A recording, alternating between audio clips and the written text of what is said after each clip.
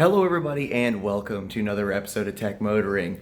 We are taking a look at this 2024 Mustang Mach-E loaner vehicle that has been on loan with me for over 3 weeks now and over 1,000 miles.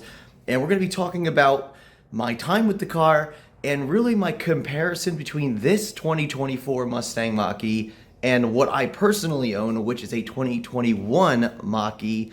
And is there really worth an upgrade to go from a 21 to a 24? How is the 24 compared to the 21? And just my overall impressions of living with this car for 1,000 miles and basically 3.5 weeks of my life because my car was in the shop this whole time.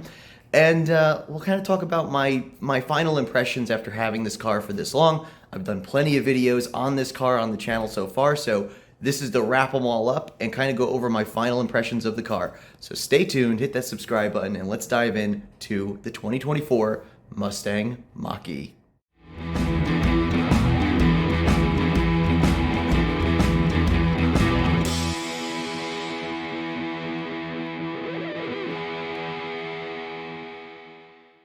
All right, everybody, well, welcome back. So Paul here with another video here on this Mach-E. So the long story is that my 2021 Ford Mustang Mach-E has been in the shop for about 1 full month. I'm actually going to pick it up this morning, and this car is going back. And in the meantime, for the last like 3 weeks, 3.5 weeks or so, I've had this loaner vehicle lent to me by the dealership. So this was not like a thing for the YouTube. It was literally just, hey, we have your car. Here's a car to hold you over. And it turns out it happens to be the exact same car that I already own, just 3 years newer.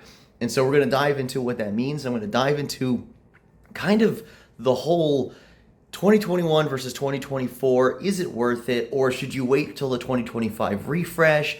And what things are different, and I've done videos on that already as well. So let's dive into this car and kind of give you just my final overall impressions. It's not going to be super long because it's cold out here, and we'll just talk about my feelings so far about this car. So let's turn you around and talk about it. So just to give you an overview of what we're looking at here. So this is a 2024 Mustang Mach-E rear-wheel drive, small battery. And it is the premium trim. Now this has a couple options in it. One would be the sunroof. So the big panoramic roof is actually optional now. And it comes with a mobile charger, which is a $500 option, which is, ridiculous, but, whatever. So I have a 2021, same thing, premium rear-wheel drive, small battery. My car came with the roof. That was not an option at the time. It came with the mobile charger, which was not an option at the time. And so these are pretty much identical cars, excuse me. And I got to drive this one for a little over 3 weeks, about 1,000 miles, and kind of give you my overall impressions of what I believe the differences are between those two. And so first thing I want to say is the Mach-E is a fantastic vehicle. I've had mine now for 3 years, and I absolutely love it. This was a really good opportunity to kind of see the differences between the 21 and the 24. And there are some noticeable differences between the cars. Like they changed the wheels. Like these are definitely not the same type of wheels that I have on my car.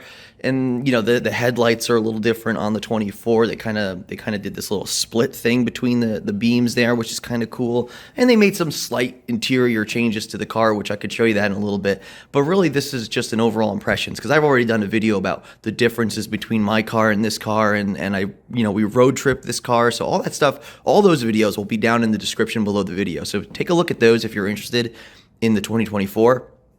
But like I said, this is just going to be kind of a quick video of my overall impressions. So I'm actually going to go in the car because it's very freezing outside right now. As you can see, we got the car charging up as I'm going to bring it back to the dealer with a little bit of battery left in it. And let's kind of talk about it from there. But from the outside, car looks identical to mine, same color, pretty much same trim, same everything, other than the wheels are a little different. But yeah, let's jump in the car and talk about my impressions.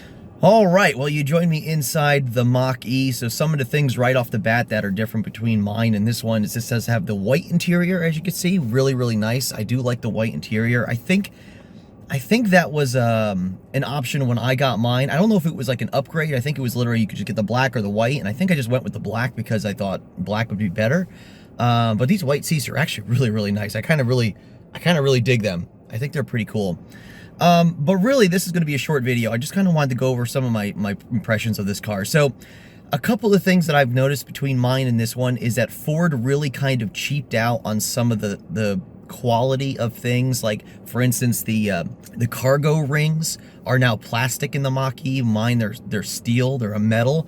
And, you know, that kind of just seems like if you're going to tie down something, why would you have, like, these plastic rings to hold stuff? Like, things like that, like, it just doesn't make sense. Like, what do you save on that? Like, maybe 10 or 15 cents or something, like, per ring?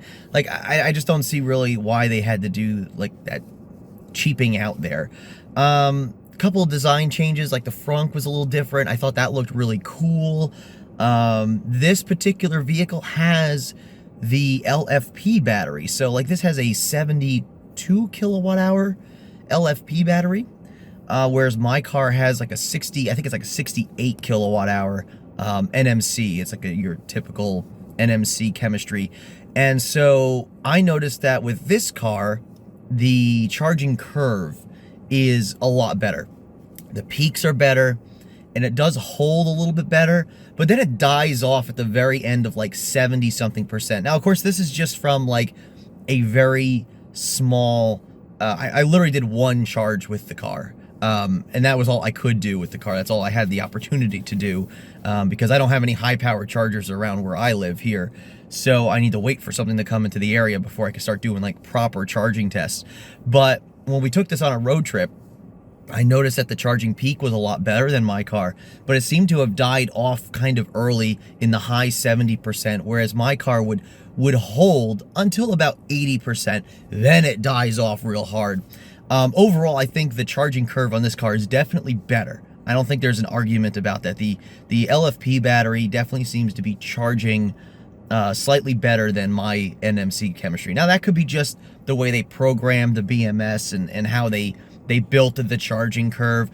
They still seem to have that Ford boost, or whatever you want to refer to it as, where when you plug it in, it'll give you maximum power for about, I think it's like 60 seconds, or maybe it's 120 seconds.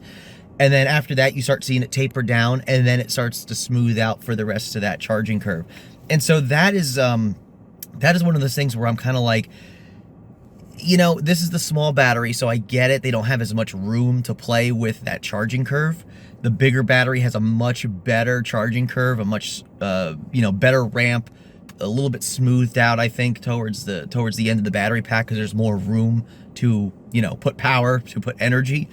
And so I think the bigger battery packs just overall just charge better.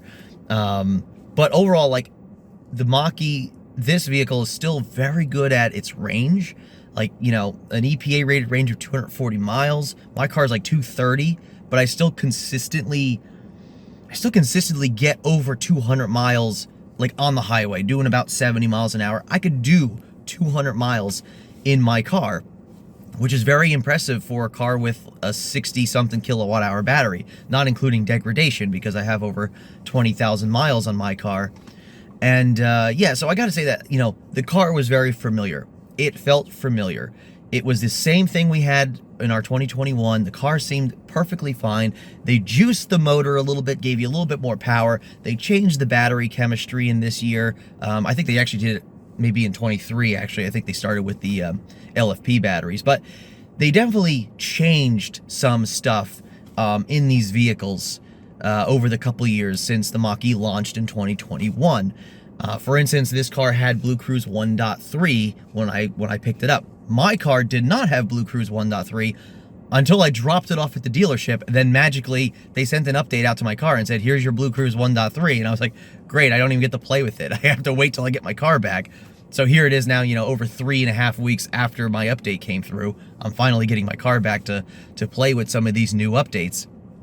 So, like, if you have an older 2021, 2022, you're probably waiting a lot longer for these updates, where if you buy a 24, you're going to get those right off the bat. They come from the factory with the newest BlueCruise, the newest feature set inside of the software. But the nice thing is as a 2021 owner, I'm not losing out on that. I get it eventually, you know, so, and I don't know when they're going to stop supporting the 2021s for, like, future updates, or when they're going to say, the hardware no longer supports it. Like, I don't know if there's a hardware difference between the 2021 and like this, you know, ECU here, or not ECU, whatever this would be, the computer system in the car.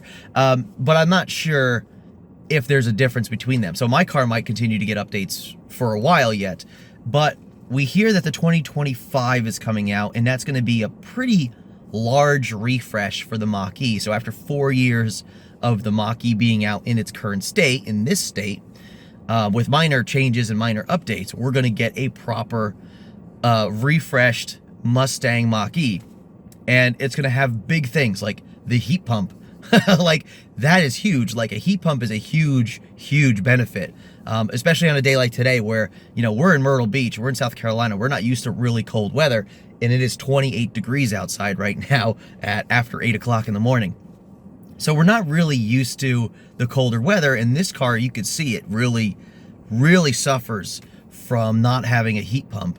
And so having a heat pump in the 25 is going to be fantastic. I know there's a lot of other changes they're doing in the 25, but really the thing for me is, if you have a 21 or even a 22, I think if you have a 23, you're not going to jump to a 24 or 25. It might be a little too soon, maybe a 26 or something. But if you have a 21 and you're looking at maybe upgrading to, you know, a newer Mach-E, I don't think I would go with the 24. I don't think I would spend the extra money, because you're obviously going to lose a lot of money on your 21. If you're like me, I paid sticker price for my car. I did not pay overprice or over sticker price. I paid sticker price, and the sticker price on my car is actually still more expensive than this car. And that was with the $1,500 optional panoramic roof, and the charging cable, and the what do they call it? The delivery fee. I forget what they call it. The shipping fee was like another $800 or $900 more than my car. This car still is cheaper sticker price, which is crazy to think, like by like almost $1,000, I think. And so you're probably got a lot of depreciation on your 21. You're probably not going to want to upgrade to a 24 because there's really not much upgrade here. Maybe the battery, maybe the charging curve slightly. I mean, unless you're going to go with like a bigger battery version or like a GT. Like, obviously this video is not about the GT or the GT Performance or whatever trims they still have now out for the Mach-E. But like, if you're going to upgrade, wait for the 25. Just wait for the refresh. Whatever the price difference is, even if it's a couple $1,000s more for the 2025, I'd say do it and go with the 25 and get all those benefits. The refresh, it's going to be probably so much more in tune. You know, the software will be supported a lot longer than what I believe in the 2024, if this is still using the same, you know, processing chip as the 21. 25 is going to probably have a newer chip, a newer computer system in it. Wait for that and go for that 2025 refresh model. My opinion, completely, it is 2025 right now, so we should start seeing those refreshes within a few months, I imagine. And that's just kind of my overall impression of that.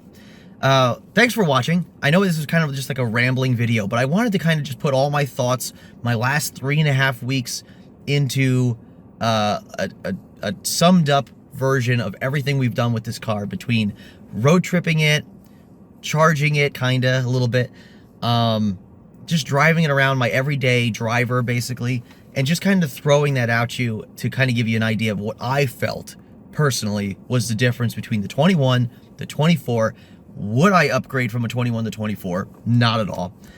And if I was in the position where I had a 21 and it was coming up on lease, or well, most people with 21s are probably going to already have it done, the lease actually, because most people with 21s have had it for 3 years. Mine is weird because I got mine in January of 22, so that's why my 3 years is technically not up till 2025. Anyway, but yeah, so if you have like a 22 maybe, and it's coming up on your 3-year lease, you're looking to trade it in, don't do a 24. I would say try to wait to a 25. Or if you're buying a car, don't get the 24, try to get to the 25. That's just my overall opinion. Anyway, that's it. That's my video. If you're interested in watching any of the videos that we did with this Mach-E, I will list them all down in the description below. You could take a look at that. Like I said, we road tripped the car. I did some comparison videos. I did a lot of little extracurricular videos with this vehicle while I had it for a few weeks. And it's been nice to have. It's been very familiar, but overall, it's really the same car. Actually, maybe missing a couple things that I would have preferred, but I talk about all that in my other videos. Anyway, thanks again for watching. We'll see you on the next one, and make sure you hit that like button below. Make sure you subscribe to the channel if you're a Mach-E owner or enthusiast, and we'll see you on the next episode. Thanks again for watching, and we'll see you soon. And remember, welcome to the future. Welcome to Tech Motoring. We'll see you soon.